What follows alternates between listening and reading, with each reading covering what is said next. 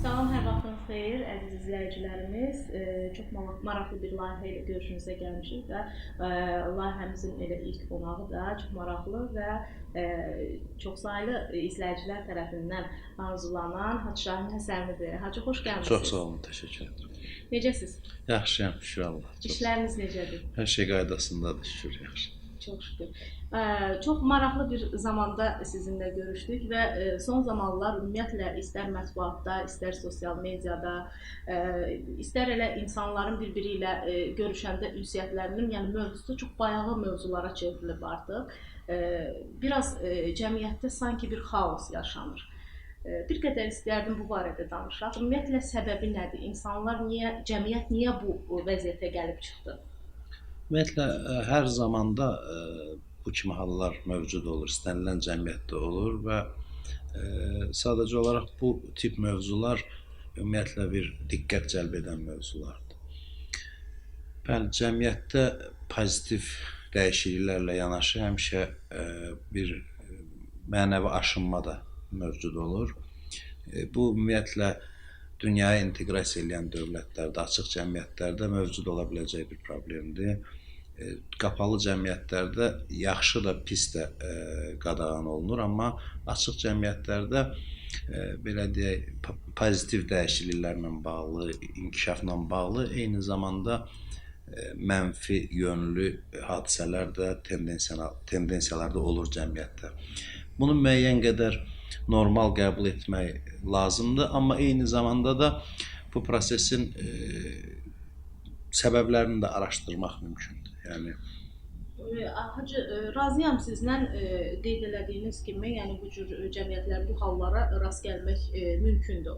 Amma maraqlı burasındadır ki,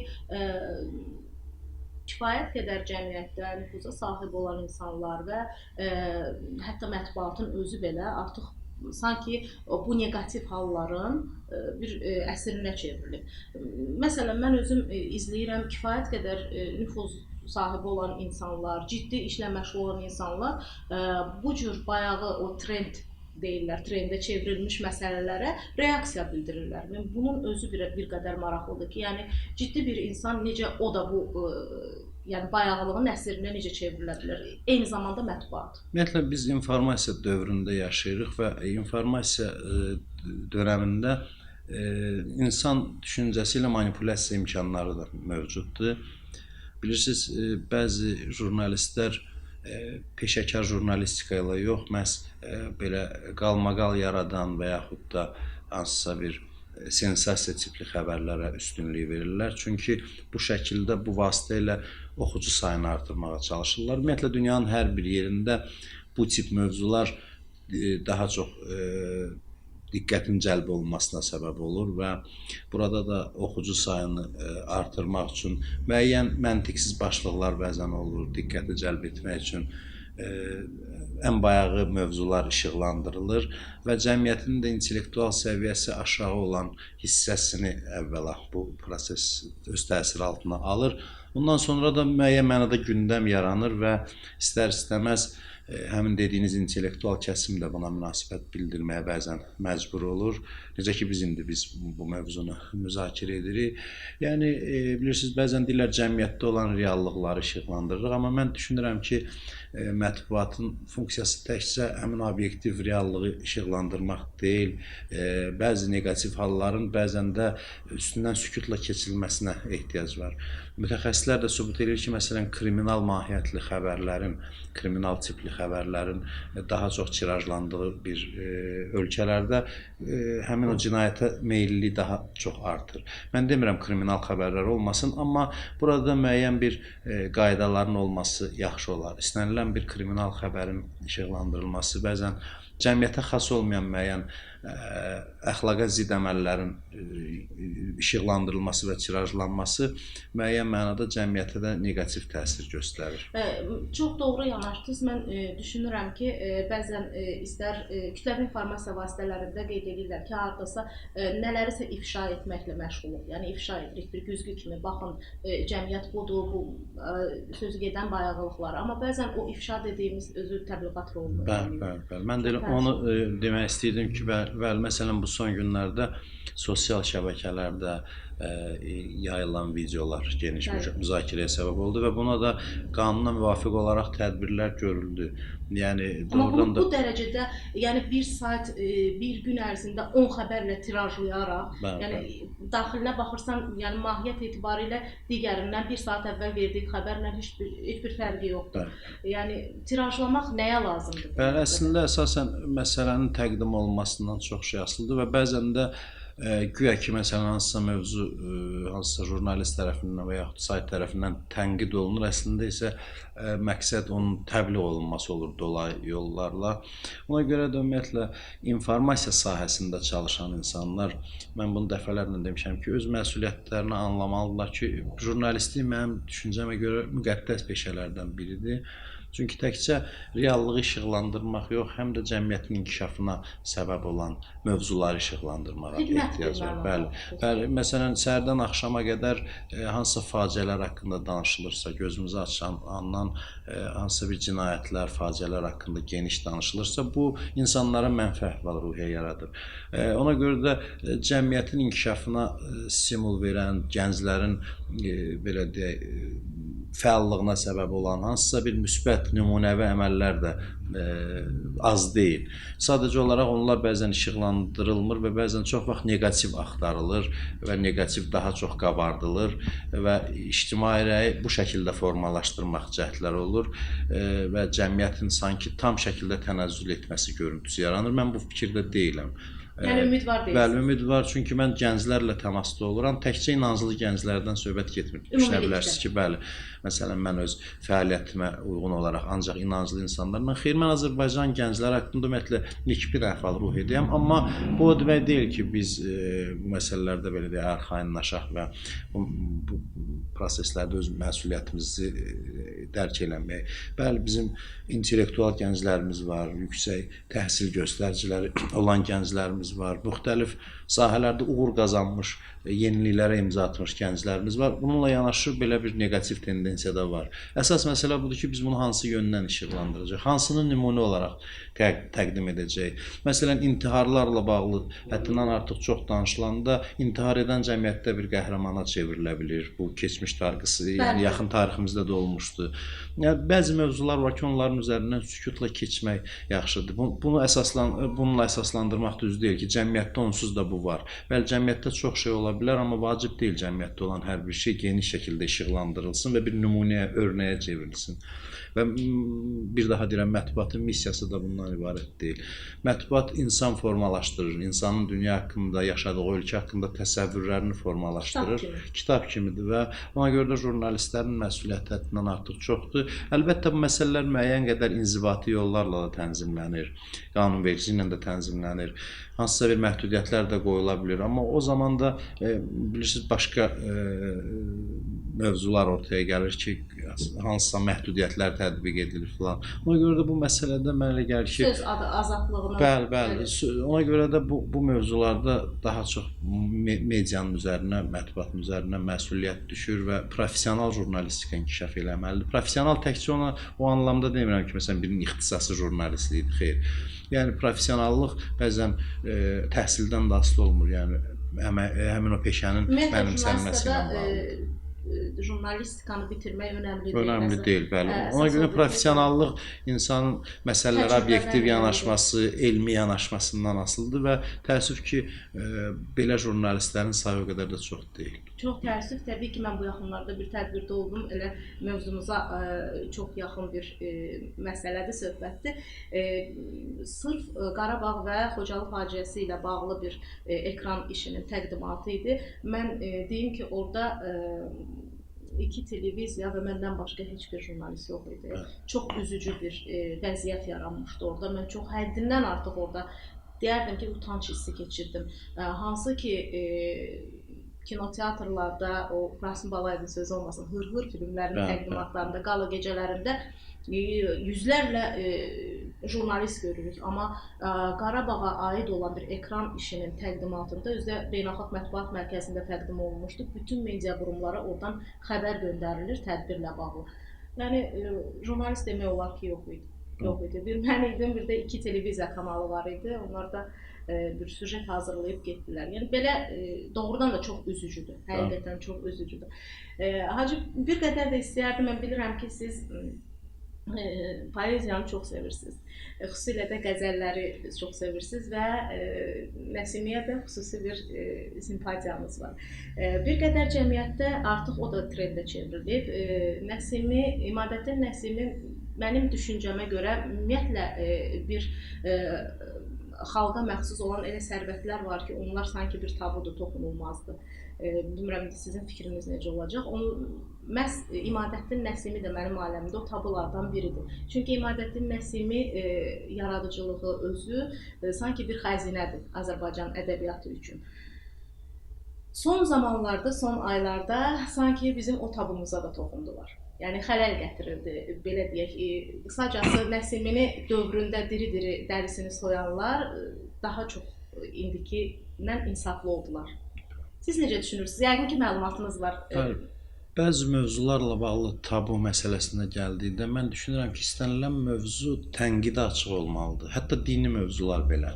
Toxunulmaz deyil. Yəni istənilən dəyər müzakirə oluna bilər, tənqid edilə bilər, elmi yanaşılırsa mövzulara və hər bir insan öz fikrini söyləyə bilər. İstər Nəsimi barədə, istər digər dahilərimiz haqqında, istənilən dəyərimiz haqqında müzakirələr ola bilər.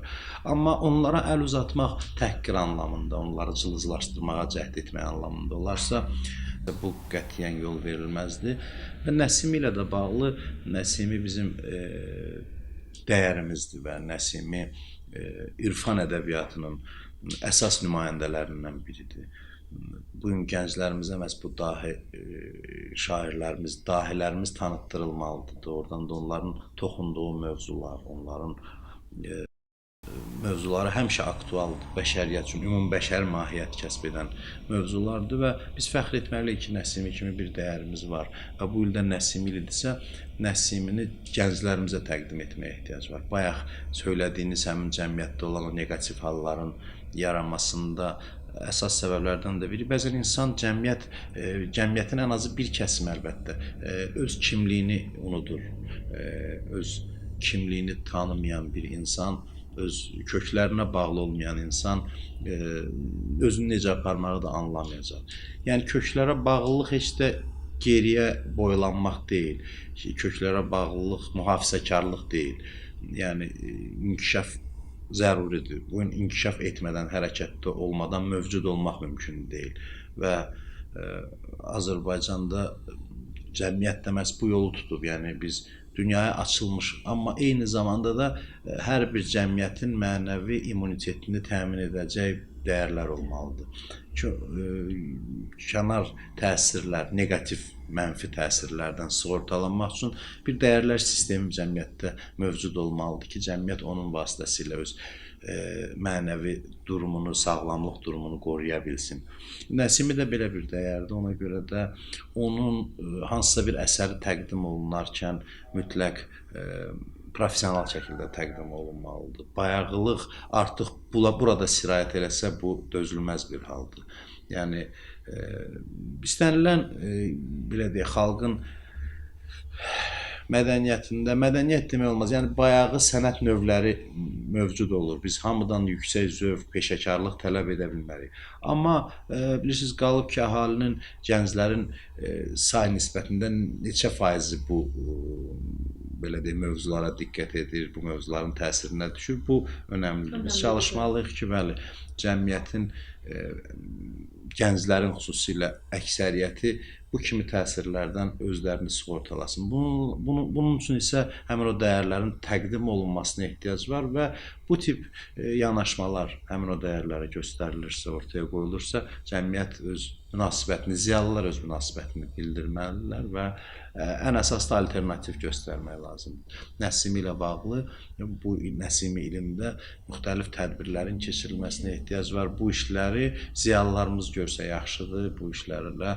peşəkar insanlar, Nəsimini tanıyan insanlar məşğul olsa yaxşıdır və əgər müsbət bir iş nümunə ortada olarsa, bu mənfi, xoşa gəlməz hallar onun kölgəsində qala bilər. Ona görə də bayaq da qeyd etdiniz, məsələn, şəhidliklə bağlı mövzu işıqlandırılarsa, təqdim olunarsa cəmiyyətə, o zaman bu kimi mənfi tendensiyaların, mənfi halların da qarşısı təbii olaraq alına bilər.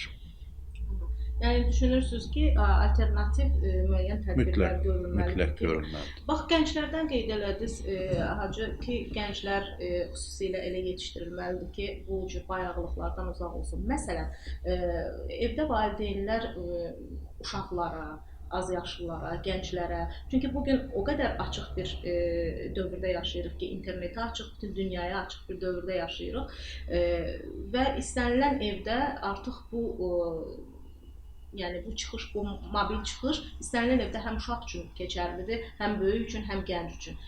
Necə sığortalasın valideynlər uşaqlarını? Bir tərbiyə prosesi çox mürəkkəb bir prosesdir. Sırf qadağalarla məsələləri tənzimləmək nə mümkündür, nə mən bunun tərəfdarı deyiləm. Bilirsiniz, qadağalar ümumiyyətlə insanlarda bəzən yersiz maraq yaradır. Mən demirəm tərbiyə zamanı heç nəyi qadağan etmək. Yəni burada bir orta yol tutulmalıdır. Yeri gəlmişkən dinimizin də tərbiyə konsepsiyası mövcuddur. Yəni dinimizdə tərbiyə 7 illə bölünür. İlk 7 ildə uşaqların tam sərbəst buraxılması haqqında hədislərimiz mövcuddur. Ki, uşaqlar 7 yaşına qədər tam azad olmalıdır. Onlara hər hansı bir məhdudiyyət tətbiq edilməməlidir. Təbii ki, uşaqlar kənardan nəzarət olunmalıdır, qorunmalıdır, amma olmaz sözünü mümkün qədər eşitməməlidir 7 yaşına qədər. 7 yaşdan sonra isə artıq hədislərdə qeyd olunur ki, övladlarınıza ədəb öyrədin. Yəni müəyyən məhdudiyyətləri tətbiq etməyə başlayın, amma bunu məhəbbətlə edin. Yəni məhəbbət göstərin. Ailələrdə məhəbbətin azalması neqativ hallara gətirib çıxarır, aqressiyaya gətirib çıxarır. Cinayətlə məşğul olan insanların bir çoxu ailələrdə məhəbbət görməyən insanlardır. Həmin əxlaqsızlığa meyllənən insanların bir çoxu ailələrdə məhəbbət, isti münasibət görməyən insanlardır. Ona görə də ailələrdə mən düşünürəm ki, düzgün tərbiyə olunarsa gənclər bu kimi hallara az meyllənərlər. Onun üçün də biz övladlarımıza təkcə nəsihət verməklə kifayətlənməməliyik. Biz çox öyrəşmişik ki, biz övladlarımızı ancaq danlayaq, yol göstərək. Xeyr, biz onların azadlığını təmin etməliyik. Onların fikir azadlığına hörmət bəsləməliyik. Onların düşünərək hər hansı bir nəticəyə çatması üçün zəmin yaratmalıyıq. Onlarla danışmalıyıq, müzakirə etməliyik, fikirlərini dinləməliyik və yalnız öz fikirlərimizi onlara yeritməyə çalışmamalıyıq. Yəni diktə etməyək ki, yəni bəli, azad mühitdə böyüyən gənclər, ailə tərəfindən hörmət, məhəbbət görən gənclər adətən özünə hörmət edir və özünə hörmət edən insanlar da bu kimi xoşa gəlməz hərəkətlərə yol vermirlər. Yəni məsələn, əgər gənc doğrudan da səhv edirsə, hansısa istiqamətə, səhv istiqamətə gedirsə, valideyn onda nə etməlidir ki, onu çəkindirməlidir həmin yola? Əlbəttə bəzi səhvlər var ki, o səhv etmə imkanı yaratmaq lazımdır övladlarımız üçün. Məsələn, biz dərhal hər hansı bir səhv addımın qarşısını beşiyində boğmamalıyıq, almamalıyıq. Biz görürüksə övlad, əlbəttə bu işlə ciddi məşğul olmalıyıq. Görürüksə ki, hansısa səhv addımlar atır. Bəzi hallarda onun təbii olaraq səhv edib və səhvin nəticəsini görüb qayıtmasına diqqət etməliyik. Bəzi səhvlər var ki, bəli, orada biz öz iradəmizi də ortaya qoya bilərik, hansısa bir məhdudiyyətlər də tətbiq edə bilərik. Əsas məsələ bundan ibarət ki, tərbiyənin əsasını məhdudiyyət təşkil etmir. Tərbiyənin əsasını ünsiyyət təşkil edir, azadlıq təşkil edir. Tərbiyə prosesində övlad özünü bir yetkin şəxsiyyət olaraq görməlidir valideynin qarşısında. İnanın ki, bu olduqca önəmli mövzudur və bizim ailələrdə təəssüf ki, bəzən tam şəkildə buna riayət olunmur. Yəni, nəyisə qadağan etməklə, qarşısını almaqla biz çox şeyə nail ola bilmərik. Amma qadağasız da mümkün deyil. Mən tam şəkildə əlbəttə azadlıq verilməsində tərəfdar deyiləm. Əsas məhəbbət və qarşılıqlı hörmətin olmasıdır. Yəni, Peyğəmbərimiz buyurur ki, övladlarınızı təhqir etməyin. Övladlarınızı əzizləyin, onlara hörmət göstərin. Və bu ailələrdə bu hörmət, bu məhəbbətin olması çox önəmlidir. Məktəblərdə də bunun olması lazımdır. Yəni bir Azərbaycanlının kimliyi aşılanmalıdır gənclərimizə. Bir daha deyirəm, bu kimliyin aşılanması heç də mühafizəkarlıq, köhnəpərəstlik kimi təqdim olunmamalıdır. Yəni biz kimik, necə formalaşmışıq bir xalq olaraq, dəyərlərimiz nədən ibarətdir? Bunu həm əməli, həm belə deyim, nəzəri cəhətdən gənclərimizə aşılamalıyıq. Bunu həm təkcə savadlı valideynlər yox, həm də bir o qədər savad səviyyəsi yüksək olmayan valideynlər də bəzən doğru düzgün tərbiyə nəticəsində gənclər öz yolunu həyatda tapa bilirlər. Razıyam sizinlə. Ümumiyyətlə ziyalı insanlar, intellektual səviyyəsi yüksək olan insanlar adətən tövsiyələrində qeyd edirlər ki, əgər doğru yetişmək istəyirsinizsə, mütləq kitab oxuyun. Yəqin ki, razılaşarsınız siz də. Ümumiyyətlə, biraz mütaliədən istədim danışaq. Son zamanlar bir dönəm var idi, ümumiyyətlə insanlar, cəmiyyət kitabdan sanki uzaq düşmüşdü. Kitab ümumiyyətlə heç kəsin yadına düşmürdü. Hətta belə bir deyim də formalaşmışdı ki, heç kəsin kitabını oxumur insanlar arasında. Amma son zamanlar sanki bir irəliləyiş var. Sanki kitaba qarşı meyl artıb, xüsusilə də gənclər tərəfindən. Ancaq maraqlı bir məqam var burada. Hətta bizdə kitab evlərinin açılışları da buna bir sübutdur ki, yəni kitaba maraq artıb ki, o kitab evləri də açılıb, tələbat var yəni. Amma xüsusi bir məqama istəyərdim toxunaq. Bəzən gənclər kitab seçimində doğru seçimlər etmirlər. İstəyərdim bir qədər həm çox mütaliə edən bir insan kimi bir qədər o tövsiyələrdən verəsiniz. Bəzən görürsən ki, elə bir yazarın, yazıçının hansı ki bizə heç bəlli deyil kimdir, nəticədə hansı ki bir qədər əvvəl danışdığımız intihar səbəbləri ola bilər həmin o kitabda yazılanlar. Hansısa bir gənc oxuyandan sonra psixoloqlar bunu təsdiqləyirlər. Oxuduğu kitabdan, dinlədiyi musiqidən, yəni insanların o əhvalı dəyişib, o intihara həddinə gəlib çata bilərlər. Bəzən görürsən ki, elə yazarlar var ki, o yazarların kitabları doğrudan da məsələn gənc üçün məsləhət deyil oxuması. Bir qədər istəyərdim bu barədə danışaq və o cür neqativ kitabların olmaması və seçim. Bilirsiniz, siz qabaqladınız, bunu deyəcəyim ki, bir müddət kitab oxunmurdu ümumiyyətlə. Sonra başlandı, indi hal-hazırda kitaba maraq artır və olduqca sevindirici bir haldır. Və sürətlə gedir.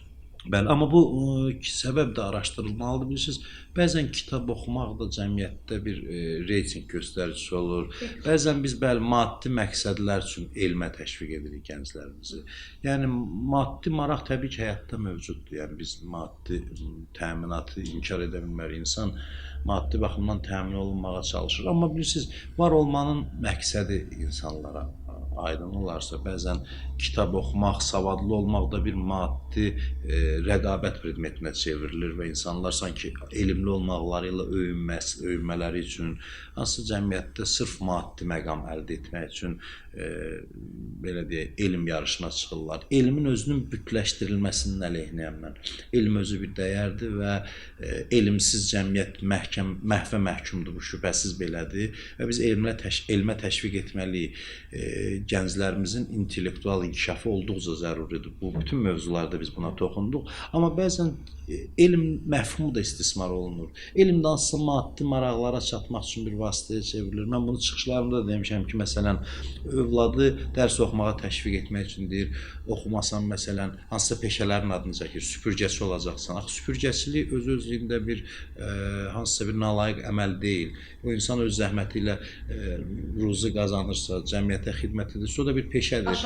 Bunu aşağılamalı bir şey yoxdur və bunun vasitəsilə sanki təhdid edərək elmə təşviq etmək, yaxud da sırf maddi maraqları qabardıb elmə yönəltmək. Xüsusi peşələr var bizim cəmiyyətdə ki, məhz həmin peşələrə yönləndirirlər, ixtisaslar var, xüsusi. Bəli, o sadəcə prestij naminə bu şəkildə davranırlar. Yəni, elmin bu şəkildə istismar olunması, belə bir eyfarik halın yaranmasında tərəfdarı deyiləm. Elm ümumiyyətlə insana xidmət etməlidir. Elm insanın mənəvi zənginliyinə xidmət etməlidir. Təbii ki, elm vasitəsilə insan maddi təminatında, maddi cəhətdən də özünü təmin edir. Bu şübhəsizdir. Amma cəmiyyətdə bəzən, məsələn, valideynlər hər birimiz istəyirik ki, övladımız ali məktəbə qəbul olunsun. Amma bəzən o qədər ciddi təzyiq edirik ki, kimsə qəbul olunar, sən qalarsan. Yersiz bir rəqabət yaradırıq cəmiyyətdə. Təəssüf ki, məsələn, bəzən gənclərin depressiyaya düşməsinə səbəb olur. Bəzən intihara hətta qəbul olunmayan belə hallarda oldu. Bunlar tamamilə yanlışdır. Eyni zamanda öz məktəb yoldaşına qarşı və həsəd yaranır, paxıllığın yaranmasına səbəb olur. Yəni, biz motivasiya edərkən hansısa bir elm oxumağı, müsbət addımlara yönəldərkən baxmalıyıq ki, nə vasitəsilə bunu edirik.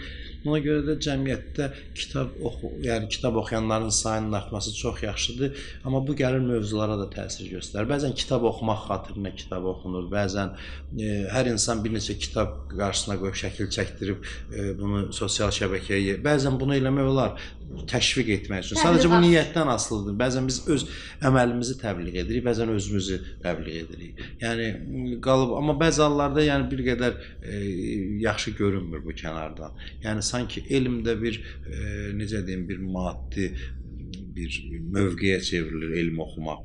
Ona görə də bu cəmiyyətlərdə bəzən yəni müxtəlif ölkələrdə yəni bu kimi hallar olur, amma biz də düşünürəm ki, mərhələni keçəcəyik. Amma elm oxumaq, ümumiyyətlə elmə gəncləri təşviq etmək vacibdir valideynlər tərəfindən, cəmiyyət tərəfindən. Amma əsas məsələ budur ki, elm nə üçün lazımdır? Elm yetkin şəxsiyyət formalaşdırmaq üçün lazımdır. Elm insanın baxış bucağına düzgün istiqamət vermək üçün, insanın bir kamilləşməsi üçün bir vasitə olmalıdır. Elm maddi qazanca əldə etmək vasitəsi olarsa, elmin özü dəyərdən düşmüş olar. Bir daha deyirəm, mən insanların peşələri vasitəsilə öz güzaranını təmin etməsinin, maddi rifah çatmasının əleyhinə deyiləm. Bu təbii bir haldır, amma bu bir məqsədə çevrilməməlidir, bir rəqabət predmetinə çevrilməməlidir. Və cəmiyyətdə də həmin hansı mövzularda kitab oxunmalıdır, bunu ziyalılar müzakirə etməlidir. Bu tip verilişlərin olması, bu tip məsələlərin müzakirə olmasına ehtiyac var ki, yazıçılar danışsın, yazarlar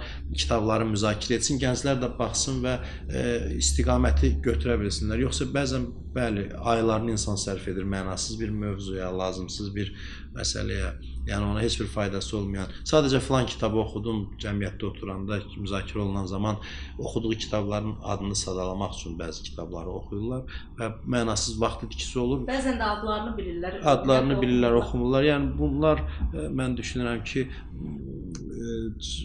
həmin o ciddi müzakirələr zamanı müxtəlif verilişlərdə bu mövzuların qabardılması vasitəsilə məsələdə qismən həllini tapa bilər. Necə məsləhət görürsünüz? Bəzən deyirlər ki, bir insanın formalaşması üçün məsələn müəyyən kitabların adları çəkilir ki, bu kitabları oxumaq yetər. Qurani-Kərim istisna olmaqla siz hansı kitablar məsləhət görərdiniz bir fərdin yetişməsi üçün, formalaşması üçün? Mən konkret ad çəkmək ümumiyyətlə hesab eləmirəm ki, məsələn, kitablar formalaşmaq üçün kifayət edər. Bu düşüncədə deyiləm. Yəni insanı dəyərləndirən təkcə elm deyil. Bəzi hallarda elm mənəviyyatsız adamların silahına çevrilir. Mənəviyyat olmayan bir yerdə elm yalnız öldürücü bir zəhərdir və elm, intellekt yalnız mənəviyyatla tamamlanarsa bundan insan fayda verir. Belə nümunələr də çoxdur.